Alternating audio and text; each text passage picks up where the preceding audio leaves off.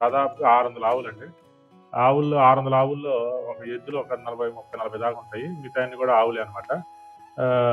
దాంట్లో 150, 200 పిల్లలే ఉన్నాయండి. అంత పిల్లలనమాట. దాదాపు 5 తరాల ఆవులున్నాయి. అయ్యేందంటే అసలు స్వచ్ఛమైన ఆవులంటే ఇయ్యే అనమాట. ఇంక దీనికి మించిన స్వచ్ఛమైన ఆవులు లేవు. మనం ఏది పెడితే అది తినమండి. మన చేత్తో అరటిపండు పెట్టినా, కూరగాయలు పెట్టినా, తోటకూర పెట్టినా తినలేదు.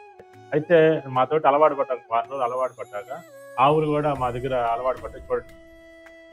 ఆవును రూమ్‌లో తీసుకెళ్ళటం కోసం చూడండి మేము ఎలా చేసాం ప్లాన్. దారి రూమ్‌లోకి ఇలా యేసుకున్నాం అనమాట. అంటే దాన బారుకి బస్సు గాని రూమ్‌లోకొచ్చినాయి. ముందు రాలేదనమాట రూమ్‌లోకి అసలు. ఆవును పట్టుకోవడానికి కుదరదు అసలు. మనం అటు పోసి వెళ్ళిపోవాలనమాట. పోసి వెళ్ళిపోతే అప్పుడొచ్చినాయి.